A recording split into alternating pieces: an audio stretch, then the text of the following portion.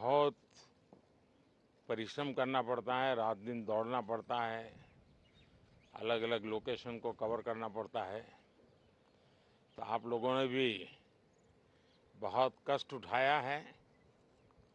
मैं आशा करता हूं कि मीडिया जगत के सभी साथियों का स्वास्थ्य अच्छा रहा होगा और पिछले एक आध सप्ताह का जो विराम मिला है उसके कारण भी अब आप फ्रेश होकर के फिर से मैदान में आए होंगे। तो 18वीं लोकसभा, और वैसे भी हमारे यहाँ व्यक्ति के जीवन में 18वीं इसका बड़ा महत्व होता है। एक नए कालखंड में प्रवेश करता है टीनेज समाप्त करके। ये 18वीं लोकसभा एक प्रकार से नई ऊर्जा, युवा ऊर्जा और कुछ कर गुजरने के इरादे वाली ये लोकसभा है। और आजादी का अमृत महोत्सव के बाद का ये पहला चुनाव है। और एक प्रकार से ये वो 25 वर्ष हैं जो हमारे अमृतकाल के 25 वर्ष हैं, और जो 2047 देश जब आजादी की शताब्दी मनाता होगा, एक प्रकार से उन सपनों को साकार करने का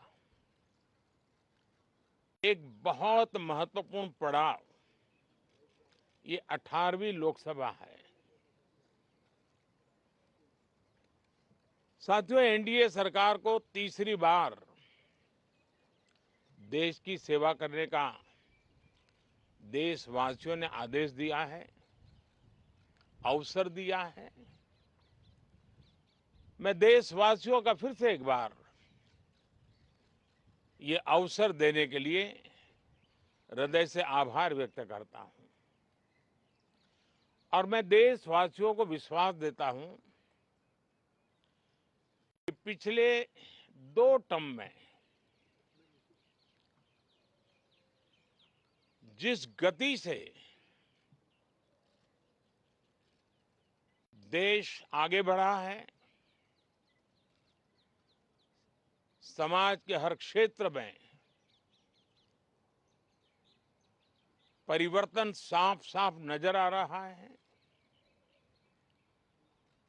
25 करोड़ लोगों का गरीबी से बाहर आना, ये अपने आप में हर भारतीय के लिए बड़ा गर्व का विषय है। और मैं देशवासियों को विश्वास दिलाता हूं कि 18वीं लोकसभा में भी, हमारे 5 साल के कार्यकाल में भी, हम उसी गति के साथ, उतने ही समर्पण भाव से देश की आशा आकांक्षाओं को पूर्ण करने में कोई कमी नहीं रखेंगे। आज सुबह एनडीए की मीटिंग हुई थी।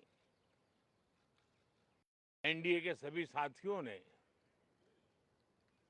मुझे फिर से एक बार इस दायित्व के लिए पसंद किया है,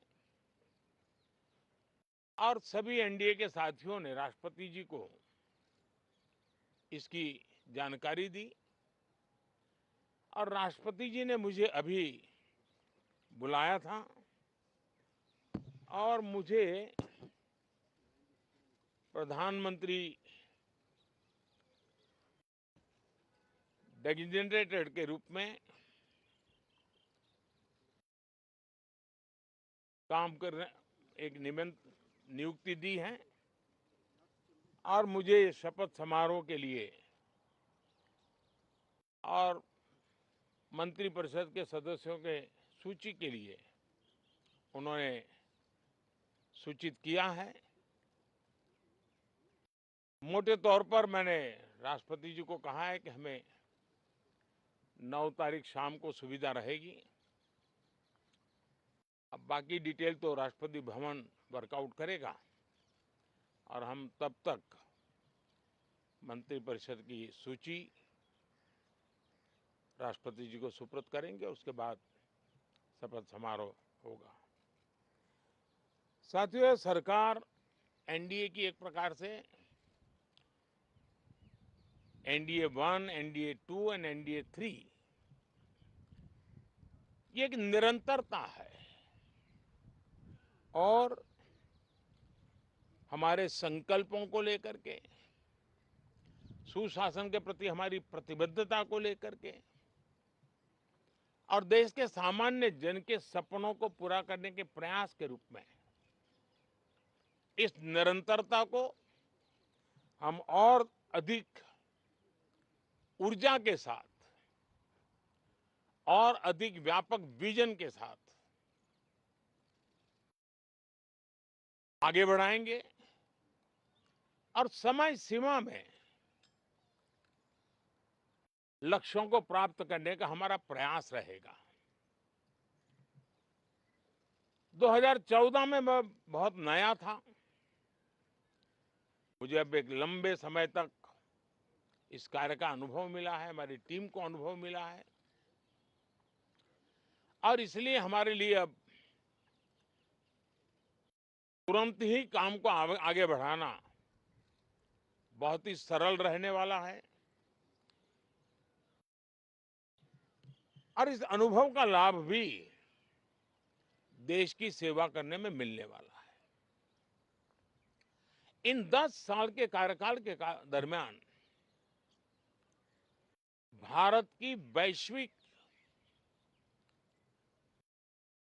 जो छवि बनी है, दुनिया के लिए एक विश्व बंधु के रूप में भारत उभरा है, इसका मैक्सिमम एडवांटेज अब शुरू हो रहा है और मुझे पक्का विश्वास है ये 5 वर्ष वैश्विक परिवेश में भी भारत के लिए बहुत उपयोगी होने वाले हैं। दुनिया अनेक संकटों से गुजर रही है, अनेक तनावों से गुजर रही है, अनेक आपदाओं से गुजर रही है।